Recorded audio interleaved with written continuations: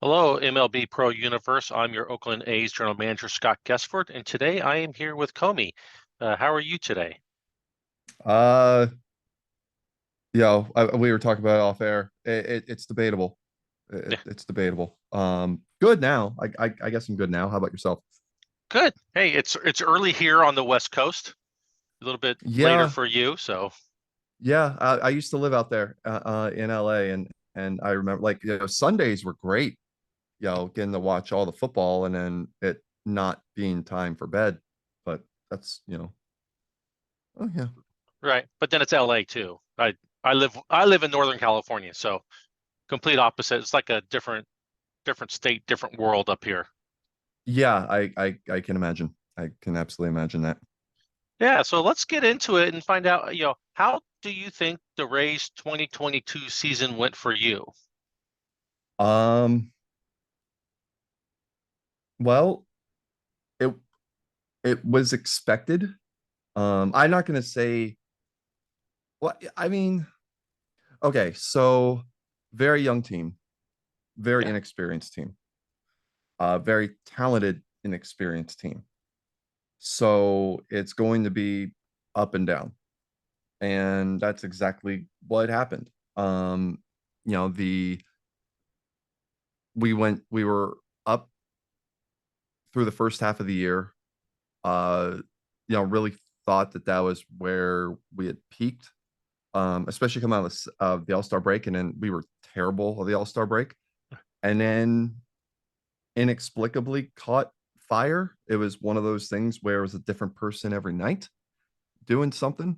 Um, and I guess that's what's going to happen when you have youth and talented youth and inexperience is that you may overachieve in some spots and underachieve where you think you should regularly achieve. And I mean, we were there at the end. That wasn't expected. But everything else kind of went as I thought it might. At least team wise. Individual wise, not maybe not, but yeah. When you got the young team, you got to take your lumps when you take them, and you got to celebrate the bright spots when you get them. And hopefully this year they will, you know, produce better after having some experience at the major league level. Uh yeah, I mean, you would that's the hope. Um, but at the same time, um, it's not a fully formed team. I mean, I guess like no team really is, but you have your stages of competitiveness and contendership. And we're I have been saying that last year was about this year, but this year is really about next year, and next year is like the year because the pieces are still coming together for the nucleus, so I guess, because there are guys who are on the cusp who are just about ready, who will impact this organization when it comes time to compete for championships, but they're not there yet. Right. And you've kind of done like almost like a slow rebuild, kind of like Houston did. And Houston's starting to see the fruits of that labor last year and moving forward. And I think you're going to see the fruits of those labors starting, well, this year or next year. You've been a very popular pick for a team that's going to make that next step forward this offseason. Um, yeah, but we were a pick for that last season too, and that didn't really, I mean, depending on your definition of progress or next step. I guess we got there in some forms. Um, I wouldn't be surprised if this team wildly underachieved too. I just wouldn't be shocked by it. Well, like you said, you're young, so you still got time to deal with that. So let's move on. And I'm looking at your page, and you still have like $20 million available for free agents or money to spend this year, and 8 million for next year. What is your philosophy on that? Do you try to spend as much as you can, or do you load up on development and scouting and that kind of stuff? I've been loading up on last year was all about development. It was because we weren't going to spend money. on outside help.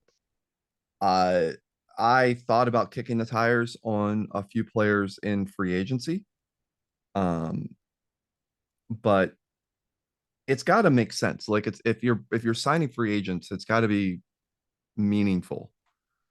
And I didn't want to get into a thing of where there's two different timelines of the team, where like, and also the money that we had, we were going to be priced out of the class, like of Hultzen and Harper and stuff like that. Like there were overtures from Harper's camp that he wanted to come to Tampa, which I was like, why? Um, but and that would be great, but at the same time, our outfield is overstuffed with guys who are talented, and like Kellenick was terrible for probably the first 3 quarters of last year.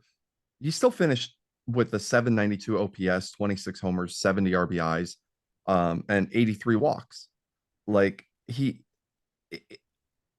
it's not something where I'm gonna throw money at something that might be considered a problem. Like I want to let these kids grow a little bit, and so that's why we didn't sign any free agents, because honestly, like, where am I gonna put them?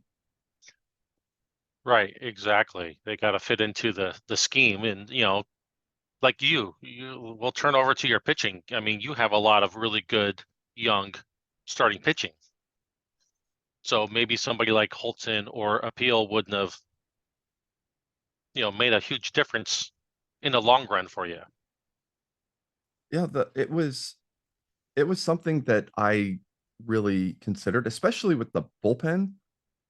But if you're trying to figure out the core of the team, and especially as these players start to matriculate like service time and start to become more expensive, um, I would kind of rather identify who I'm going to spend the money on in the system and then go from there, than try and get a quick fix to a playoff run where it just, I've always said it's got to make sense. And doing that last year didn't make sense. Doing that in the offseason didn't make sense. Doing that this year at this time doesn't make sense. Now, if there is an obvious need, and there might be one or two that come up through the season, um, and I'm able to make a deal that makes sense, then okay. At least now we have the flexibility to do that.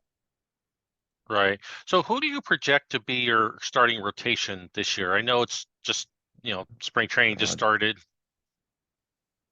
Um, I mean, it probably looks the same as it did last year. With Hunter Johnson, Gary Griffith, Tyson Oswalt, probably Carlos Meza. Kevin Clancy's going to start the year in the rotation. I think Clancy he could be the anchor of the rotation. He could be the one. Um, if he can adapt to being a consistent starter. Um, The you 40 know, stamina for him doesn't worry you? no, it was a discussion last year because it was a worry for me um last season, but then it was discussed, well, maybe he'll be somebody who adapts to that, and as he gets stretched out, he'll his stamina will get better, or he'll be um just more consistent as a starter, and that could be a thing. I don't know. We'll find out, but that's also, I have the ability to do that right now. Right. So where does that leave players like Dan Hughes and Navy Schuler back in the AAA? Oh, I mean, it's gonna have to. I mean, they're not ready yet. Um, Hughes, the best news about Hughes is that his changeup has started to become something. That was the wonder is, will that change up? Will he develop that third pitch? And now it looks like it's going to. He's still 22 and he's got 29 starts at AAA and he performed really well. Um, but I'm not going to throw him up again. It's got to make sense. Like, why am I going to rush somebody who just turned 22 January 25th? By the way, Right. so he's 21 plus. I'm not going to put him on the big league roster when he's still got a third pitch to continue to develop. I wouldn't be surprised if Schuler gets up there before Hughes. But I mean, Schuler's still got some development on his end. Um, it's possible that they could be midseason call-ups if we find ourselves in contention, and if I find that they are able to help to that end. But I don't have to rush them, and that's why I'm saying this year. I don't want to sound like the Brooklyn Dodgers and be like, oh, wait till next year. Like at some point you can't stop waiting or you can't continue to wait. But right now I kind of can and just let them develop a little bit more while still possibly winning games because the pitchers that we have fit the system that we have set up. Right. So that will, I noticed on the trade block, you've put pitchers up there. You have a lot of them. So is that to try to fill holes in other positions? Yeah, I mean, honestly, it's to see what's available. And if there are things that make sense that we can trade strength to build a weakness, then sure, because pitching is a strength right now. Right. Um, and if we can get an impact bat, if we can get some additional help up the middle, or a definitive corner outfielder, or even a potentially a DH, then yeah, I'm or a catcher. Good lord, or a catcher. That was a lot of Um, ors. Yeah, because again, like there's a lot of moving pieces with this team, and the core isn't completely identified.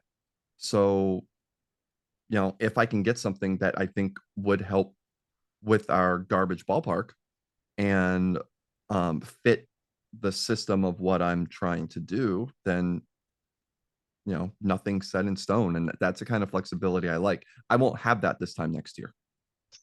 Right. So you kind of is, do you feel like your bullpen is your weak spot? No, um, it's another thing where it's young and inconsistent, but for a good chunk of last season, it was a strength. Um, we have a ton of really good young arms that can do the job. Like I feel like we have probably 5 or 6 anchors in that bullpen right now, filling different roles that I would be comfortable with night in and night out. Guys like Gerald Goodwin. One guy I didn't talk about before, but I could see up by potentially July, Brian Chan. I think he's somebody that could be really solid in the bullpen. Bryce Wilson, Aaron Ashby, who I think is ridiculously underrated. Um, he's somebody who could have been a swing guy or even a 6 starter if I wanted to go that route. Right. Craig Williams, Tyler Dyson, who was somebody I was really high on last year, and then he got hurt. And right as he got up to the or yeah, right after he got up to the bigs, he got hurt. He may start the season up. Josiah Gray is somebody else. Like there are guys who are really talented but need the time to show themselves. I didn't even talk about Jeremy Benson. Like they're all guys who can really do the job. You just have to let them go prove that they can do it. But I wouldn't consider the bullpen a weakness. Maybe right now we're average, uh, but I think we're trending towards strength on that. Yeah. And Carlos Meza is the old man of the pitching staff at 31. Yep. So that says a lot about how young you are in that.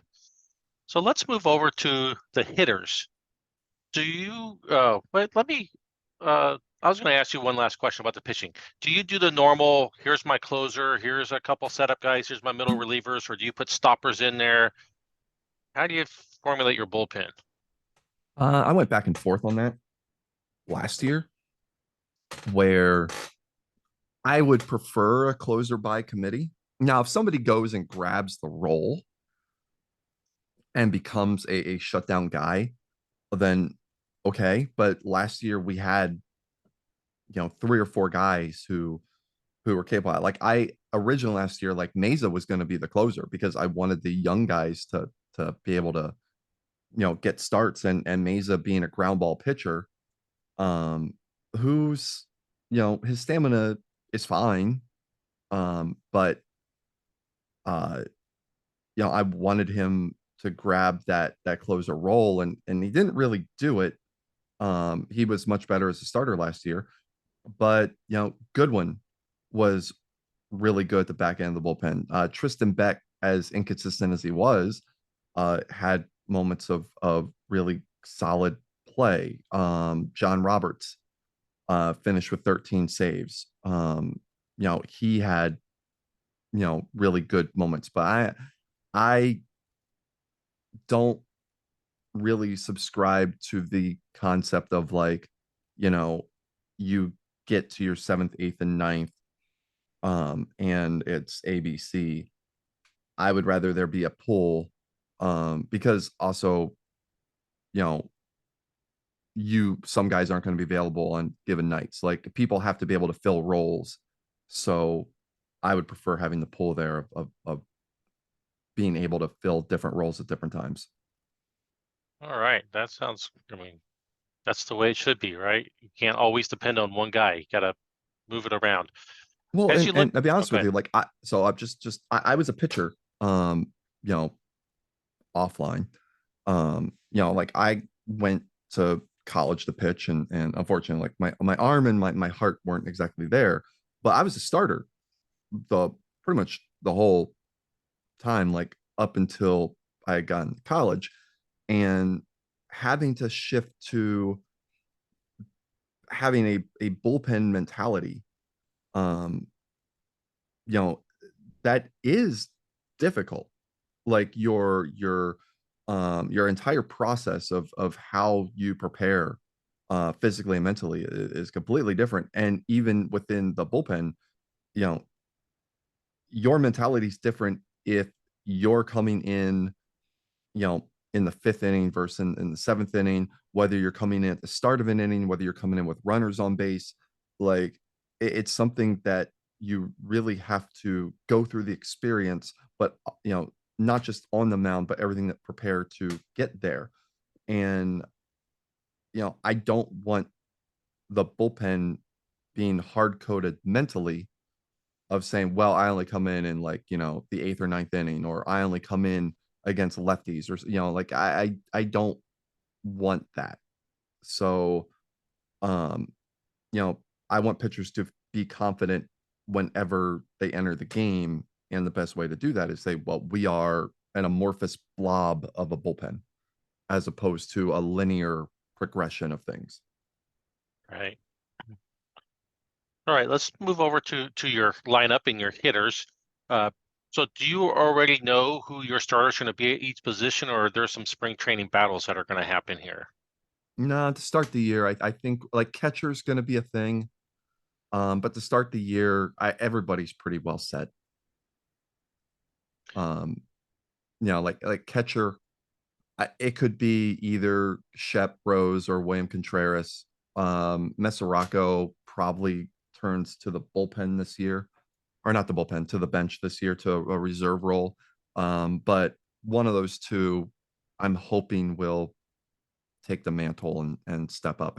But after that, as of opening day, the lineup's pretty well set. Okay, so do you normally do you do versus right versus left? Do you try to keep the same order every single day, or do they move around depending on situations? No, it's like the lineup's kind of different than the bullpen. You have your on base guys, you have your production guys. Um, I like having aggressive base runners. So that's one thing we kind of do have up and down the lineup to go and be aggressive.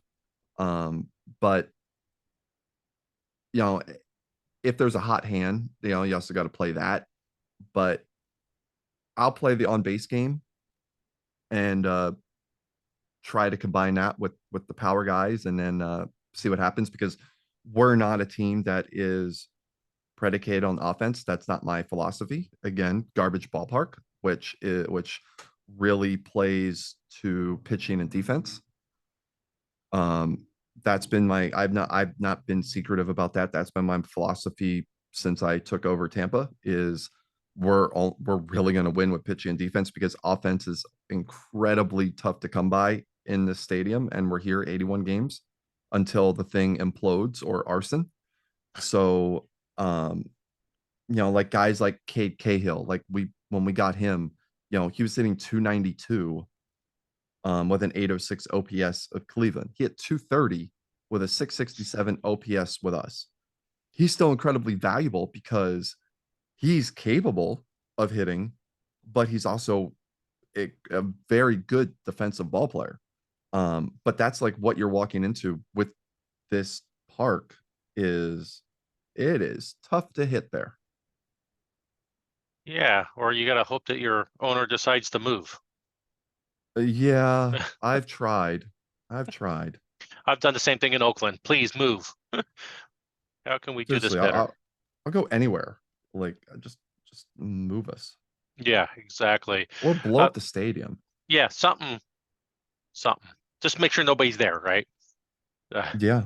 we Like talked about, oh, good. oh, go ahead, go ahead, go ahead, go ahead. Oh, no, I was just going to change the subject. Go ahead. Oh, Finish. well, I said our best hitter last year, uh, average wise, was Nick Plummer, who at 285.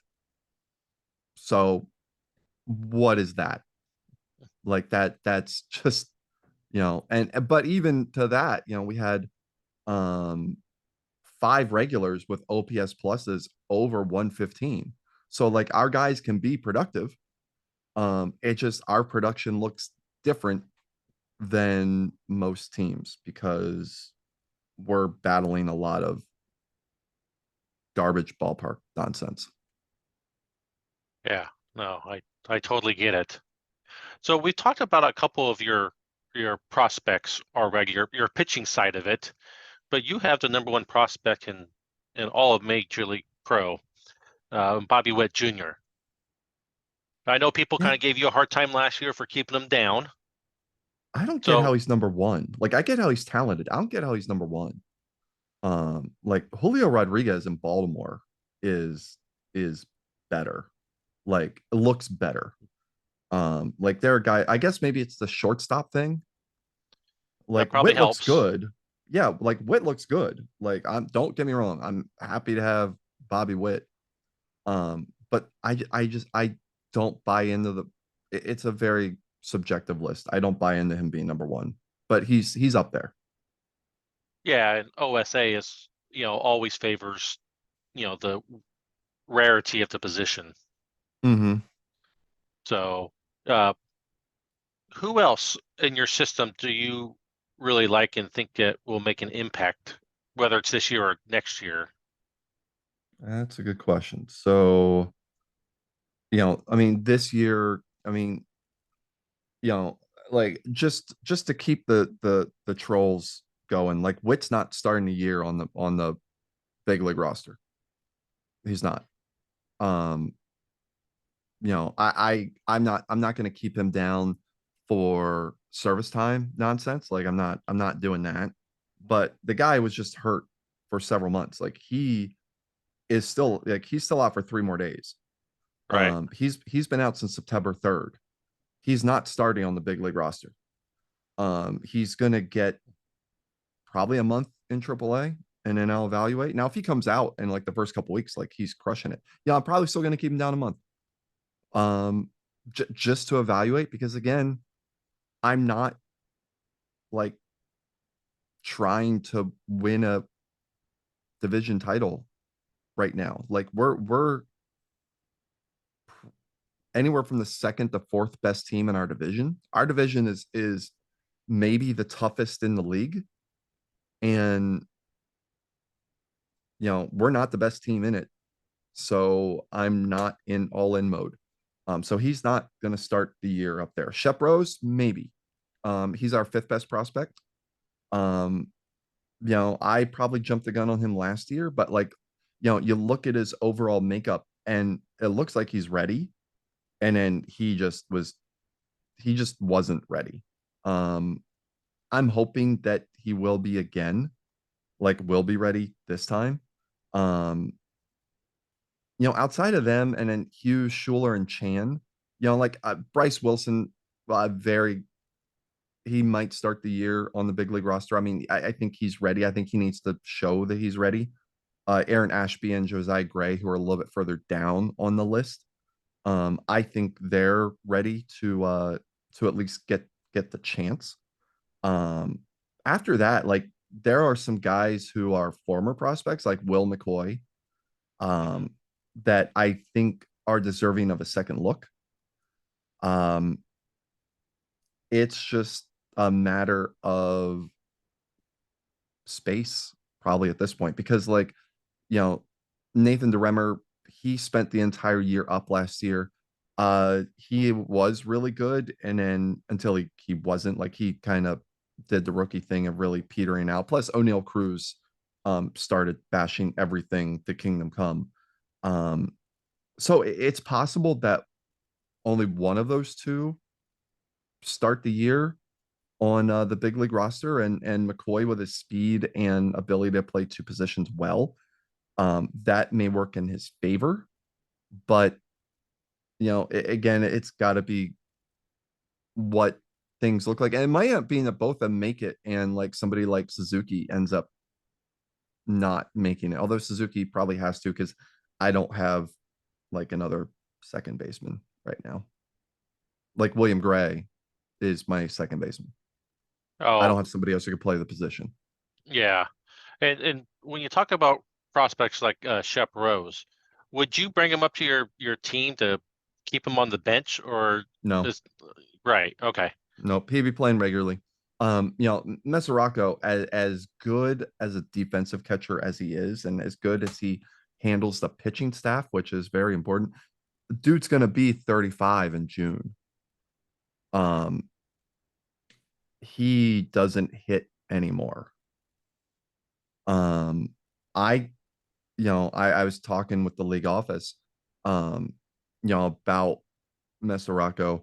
It's possible he does not end the year in the organization, and I know nobody's going to trade for him. It's possible that I might eat the salary. Like that goes into having that financial flexibility. Um, that gives me flexibility in free agency next year if I just eat the salary now. Um, which I'm not going to do it to start the year. Like I'm not going to, again, I want to be flexible up to the trade deadline. But like if Rose is coming up or Contreras is coming up, they're coming up to play. And it's possible that Mesoraco ends up in AAA and both of them start the year on the big league roster. I like that's the one area where I really do struggle to have an answer. Yeah, I can't remember. I did that a couple years ago with a player. I had a lot of money, so I said, "Can I just buy him out now?" And they go, "Sure. You want to pay for it now?" So, I mean, that's always a possibility, and sometimes it's good to keep that money around to do something like that. Yeah. Like I mean, I wasn't really thinking about that in the off season. But I'm kind of glad that I have the money I have now, just so if I want to go down that road, I can. Right. So, what are you expecting this year from Tampa Bay? More consistency. Um, Especially out of the pitching staff. Like what we get 86 last year. We finished with 86 wins. I Yeah, I believe think it that was was the 80. number. 88. We finished with 88. Um, I think the I mean, obviously 88 is doable. It's also possible that we end up with 78. Like I think we're in that range.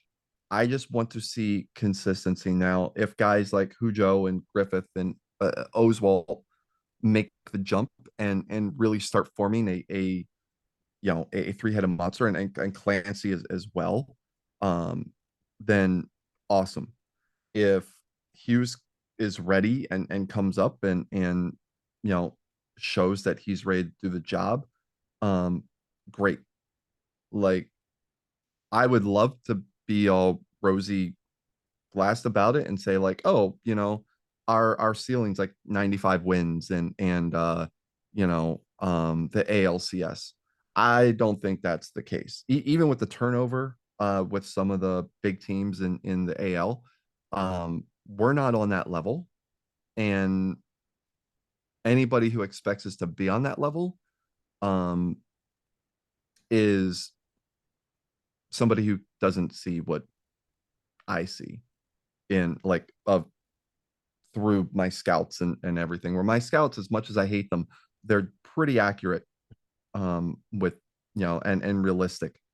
Um, but if we can find some consistency and not have stretches where we lose 13 out of 14, um, where our losing streaks are contained to like 3 or 4 game losing streaks, and our winning streaks are more prevalent of 5 to 7 game winning streaks, and I'm perfectly fine with that. Like I think the system plays. Um, like I guess I can liken it to the tournament poker. Um, everybody's got their different styles. And there are styles that are more prevalent, like GTO is a big thing now. Game theory. Um, Right. but if you can develop a set system, like I have a general tournament strategy where my return on investment is ridiculously high. Now, I'm not winning tournaments, I'm making the money in a lot of tournaments. And then like the key is just to get there and then see what happens. But your overall strategy has to be sound. I think we have a sound strategy in Tampa that's going to lead to a team that is there consistently. Um, we do need some things to break right. We do need some players to step up and to get to that next step. Um, but they're gonna have the opportunity to do it, which is the important thing. Right. So Um, now I want to put you on a spot for a moment here. And if you had to predict a order of finish in your division, I don't care about wins or anything like that. How do you see that playing out this year? um, well, I mean, I think Baltimore's the class of the division. Um, Baltimore, Toronto. Like honestly, it's Baltimore, Toronto, Boston, um, and us. And I think after like maybe there's 2 tiers to that where it's Baltimore, Toronto, and then Boston and us. But I could easily see the order of those four in any order because of injuries, because of guys not panning out or aging, or uh, you know, like in our case, it would be our guys to make the next step and really start the show out. But like, I could see Boston winning the division. Well, you're Um, gonna make Rhett feel bad in New York. I, I sure. I mean, they're there too. There are pieces in New Yeah. York, but it's just like again, we're probably the toughest division in the league, like because like the deepest division in the league, and it's like New York's just not there right now. Like all I gotta do is keep building, because that's really all you can do, and identify who you're going to take to the next stage. But like, like Gary Sanchez is 30, and you know he's a good player, but he's not like he's not going to be there when that next winning team is there. Arai is 35. He's gonna be 36 this year. He hit 178 last year.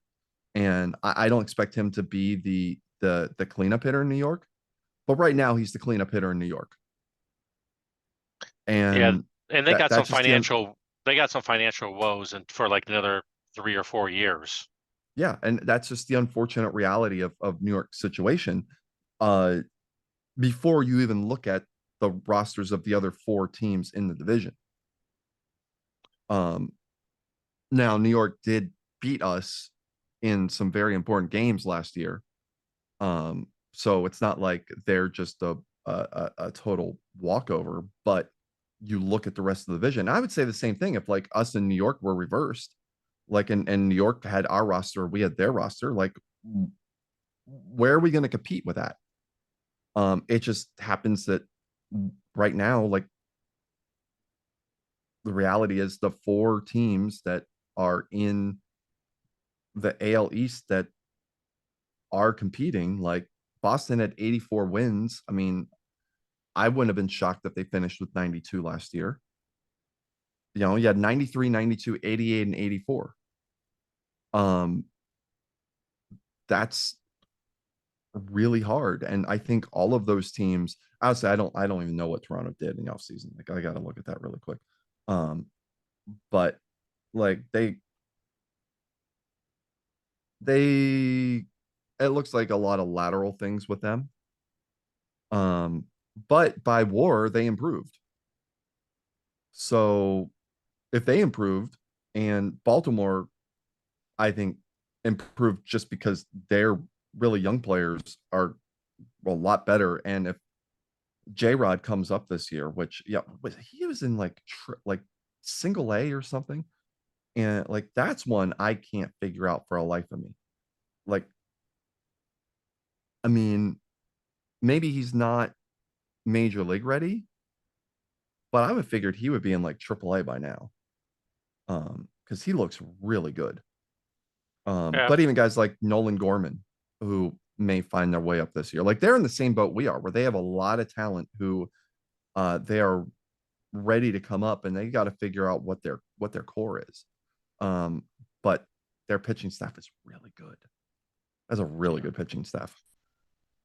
Yeah. So, Yeah. so again, it's probably Baltimore, Toronto in one tier, Boston, that's another tier. But if anything shifted in there because baseball, it wouldn't shock me in the slightest. Okay. So last year, teams like Detroit and the Reds kind of made a jump from middle pack to kind Mhm. of being competitive. You kind of made that jump too. Do you see a team out there this year that can do that, either make it from the middle to the towards the top or from the bottom to the middle? Um, Let me think about that for a second. You know,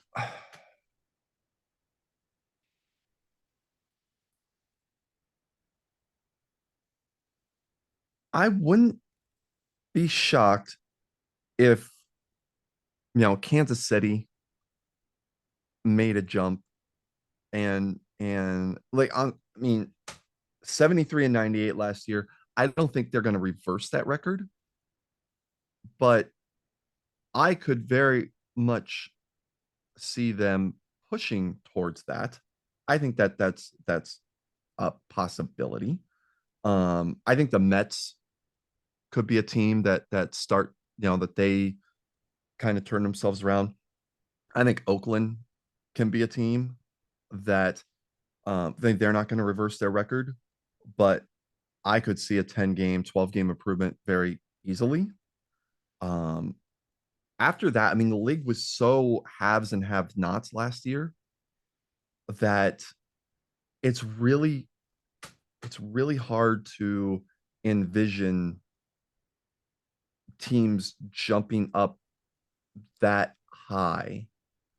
Um, like if I look at, let me just pull up the league standings from last year. So So like in the AL, you had, Kansas City finished third in the Central with 73 wins. Texas finished fourth in the AL West with 71, but there were three teams who had at least 98 wins. Yeah, it's really hard for those teams to jump up, even if Seattle, um, like or Houston were to like lose 10 wins from last year. They don't automatically go to like Texas or Oakland. Like they get dispersed around, and that's um so I guess my long-winded answer is Kansas City and the Mets probably because I it's really hard for me to see teams logically jumping up that much Kansas City is a based. pretty popular pick so far this year. How do you think that balanced schedule is going to affect things? Well, I mean, so if you it's a double-edged sword. Like if you look at the AL East, one, um, the four teams, you know, that are presumably contention teams aren't entirely going to beat up on one another, but at the same time, less games against the Yankees. Um, I think in the end, it the teams that were big winners last year, I think it benefits them because like um if you look at say the NL West from last year, like Arizona and LA, they don't have as many games against one another. They also don't have to deal with the Rockies as much. The Giants I think are going to be better than last year.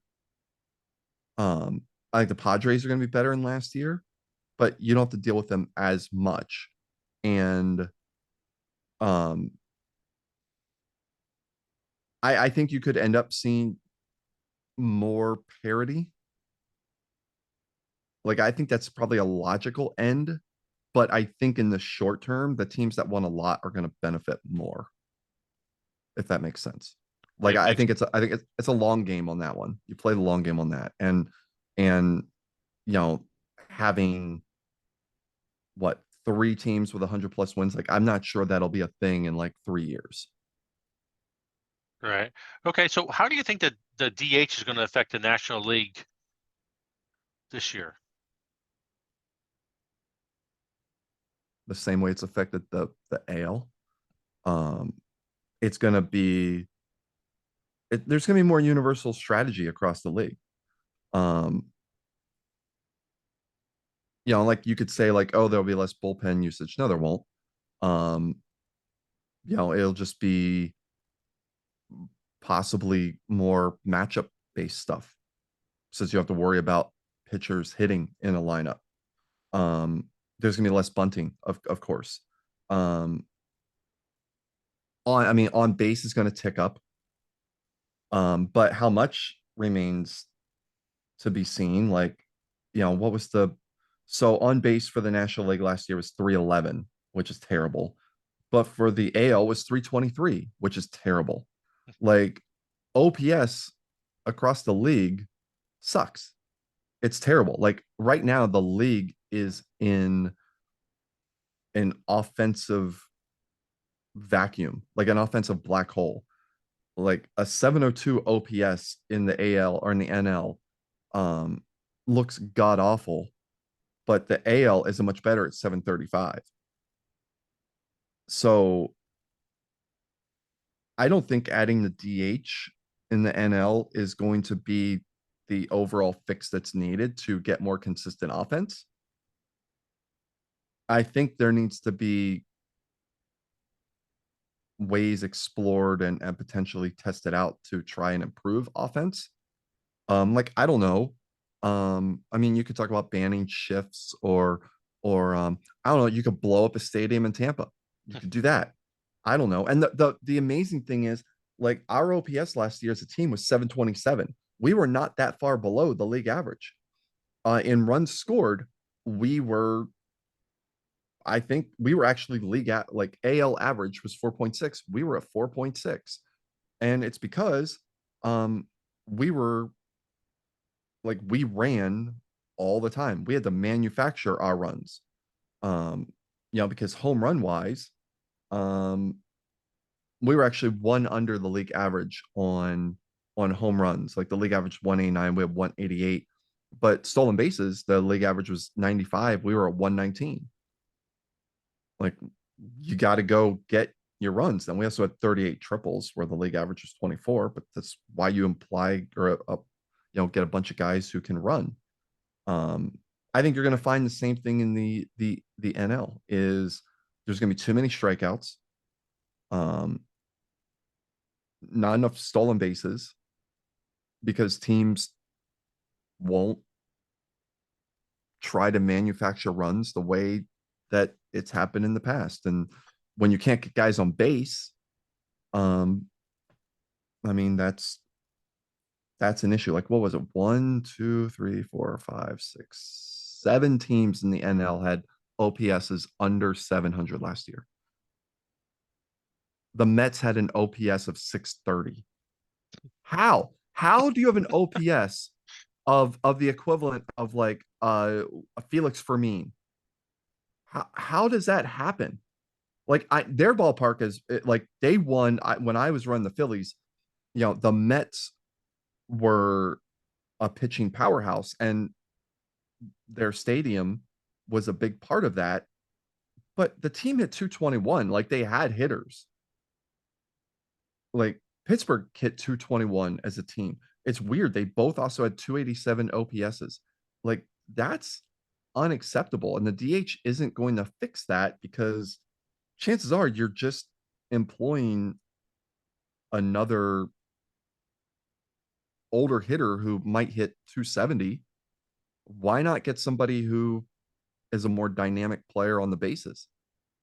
Well, plus you got Like to play. Plus you got to pay that position now. That's an extra. yeah, but there's so much youth. Like that's what I'm saying. Like why not give the DH to somebody who is younger, and may be able to help you manufacture runs, especially if you're having difficulty getting guys on base. Right. Like like there was like I've got a guy, Jorge Alvarado, who fits the what the DH historically has been. He's a first baseman. Um, what it doesn't say. Wait, where is his so he's 6 feet, 225 pounds. He's so god awful slow. He can't play defense, but I mean he can hit. Like he can hit he purportedly can hit for power. Now in 2021, he had 221, 304, 404, 22 homers, 78 RBIs. He walked 60 times, had 148 strikeouts. He got 629 plate appearances in 2021 in Tampa. He got 402 plate appearances in Durham last year because there wasn't a chance in hell that he was going to play in Tampa. Like he hit 301 in Durham. Um, he wasn't sniffing a single at bat in Tampa because his game is more of a negative. Like he had a 95 OPS plus. I'd rather go get somebody who may be able to be somebody who run the bases. Like I would pick Bobby McDonald as a DH over somebody like Jorge Alvarado because McDonald, like he's going to give me a similar on base, or last year he really sucked in Tampa. Like guys who come to Tampa have like Tampa shock. Like seriously, he had a 206 on base last year. Now, They granted, he go to was going, they go to Tampa to party first. yeah, well, I guess, hanging out with Tom Brady or whatever. There you go. Um, but like McDonald can run, he can play defense. Um, he could play all three outfield spots.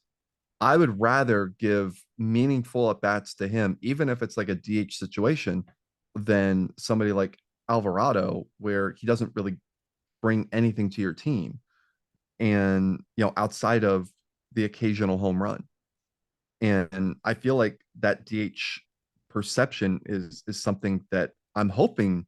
Well, maybe I'm not hoping because I hope more teams do that because, um, then that means more opportunities for me to find other players. Um, Right. Yeah. Don't but give away all your secrets. well, I mean, it's my own theory, and guys had like there are teams who have really good hitters who have,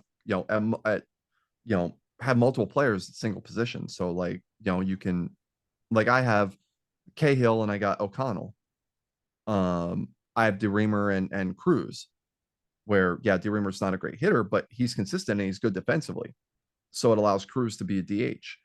Um, so I mean that's the other way of going about it is allowing your position strengths, like, to get guys rest and still be able to DH and stuff like that. But the guys like Alvarado have to become relics in baseball.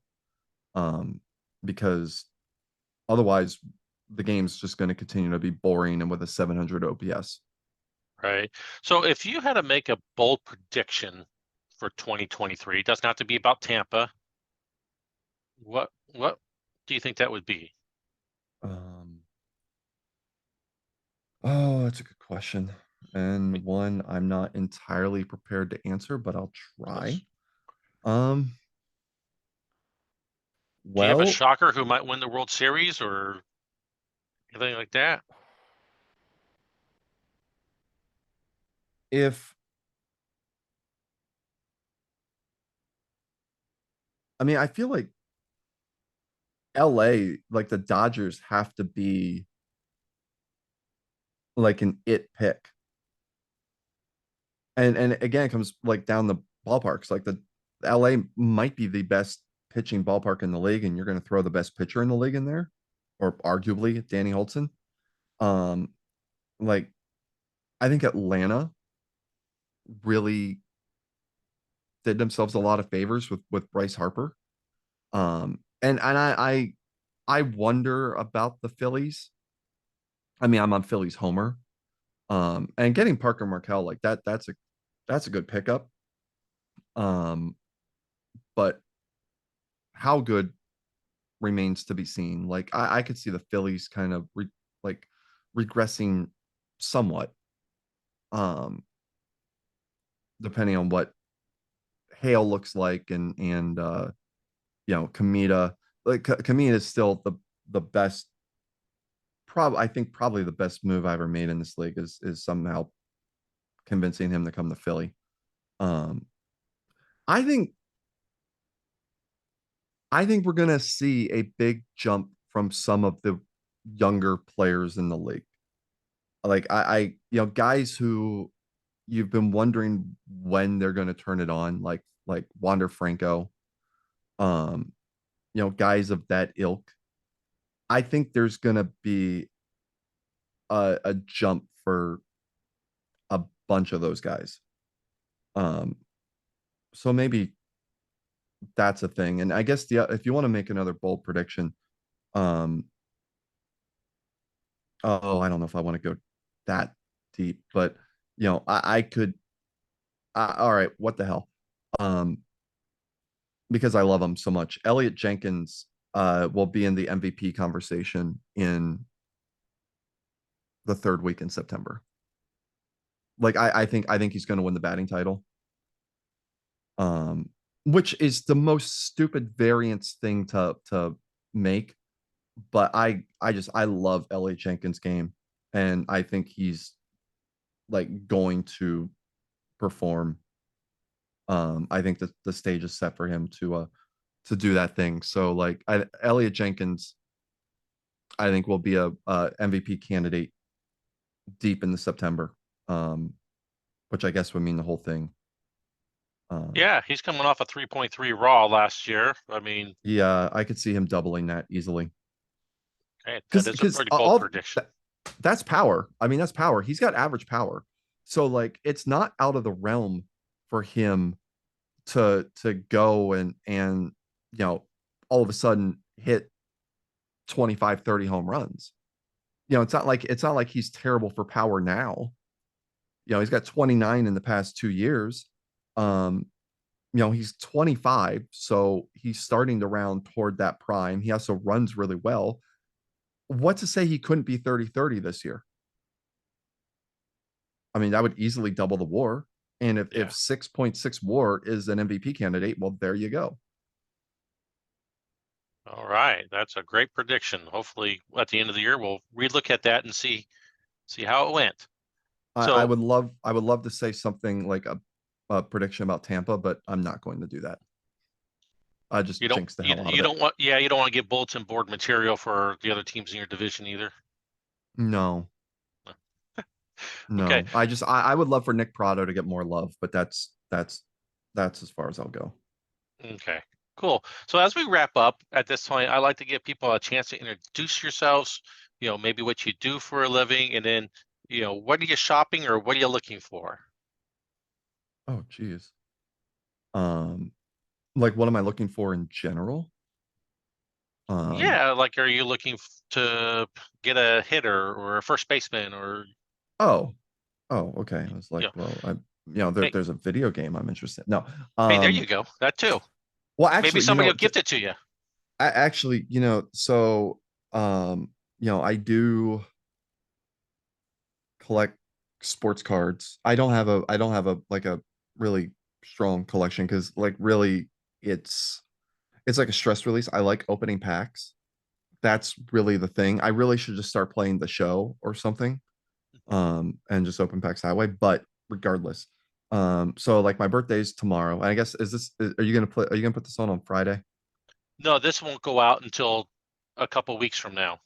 Oh, okay. So my birthday has already happened. My is on the 24th, and there's a thing that Tops has done because they screwed up one of their products from last year, Tops Chrome. So like, you have your base Tops cards, which are the cardboard, and then you have Tops Chrome, which is still on cardboard, but it's like a shinier, like a glossy finish of the cardboard and whatever. And they're, people love them because who doesn't love pictures of people on cardboard, with numbers on the back? And so when they screwed up the Chrome, and like the whole thing was that, like Julio Rodriguez, Wander Franco, O'Neal Cruz, and I'm sure Bobby Witt, like their rookie cards were supposed to show up in the Chrome product, and they screwed up and didn't put them into the packs. Like they were supposed to be uh like variations, like rare variations. Well, they never made it in the packs. So Tops is like, okay, we're gonna do something, and it's a really good idea of they're buying back um Chrome cards of Aaron Judge and Paul Goldschmidt, the two MVPs, and for each base Judge and Goldschmidt, you get like $20 of credit. Um, and it's just so happens that I'm like tomorrow, probably tomorrow or Saturday, I'm going to my card shop um with $140 worth of Judge and Goldschmidt cards. And I plan to get a box of 2023 Jumbo, which has an autograph in it, but also has like the class this year is loaded with like Adley Rushman, Nolan Gorman, Gunnar Henderson, Brett Beatty, Michael Harris, like and there's more. Um, and so like I guess I'm actually like low key excited about that, or I'll save it and get Bowman because Bowman's where you get all the prospects and stuff, which is fun. Also, my name is John, but everybody calls me Comey because there's too many Johns out there. There were like I'm the fourth in my own family, and I teach high school social studies at a first year school in Rhode Island, which is why nobody ever sees me on Slack because by the end of the day, I'm too damn burned out to have a conversation with anybody. So there. Now in terms of what I'm looking for, um, like offensively, um, I am looking for a second baseman or a catcher that can be a starter. Um, Always looking for depth, like flexible depth, guys who can play multiple positions. Um, I'm so glad that's in a baseball context. Yeah. Um, and other than that, honest to God, like if there's a pure difference maker that's worth going out and getting, um, then that. But otherwise, I want to let this thing cook and see what happens and see if Heinz's baby can become a contender. I feel like I'm a caretaker, and if I do anything to this thing, I'm just gonna have a disappointing, you know, ketchup person uh in San Francisco being being very disapproving towards me, and I don't want that. I like Heinz. And don't let his head get any bigger than it already is. It is pretty big, but Yeah. but he's a good dude. So like you know, but yeah, that's where the state of the Rays is at. Cool. Well, I appreciate you making the time and coming on Yeah. and chatting and letting the Major League Pro universe find out some of your strategies. Oh yeah, it's like it's always and I'm not somebody who I don't keep things a secret because it's a game and we're a community and it's fun to play the game and to share with one another and see what happens. Like that's the fun of it to me. So I'm not I'm not a secret. I don't, if you are, that's cool. It's just not how I operate. Right. Yeah, So exactly. So, yeah, I appreciate the time. This has been all about the Rays, and I'm going to stop the recording now.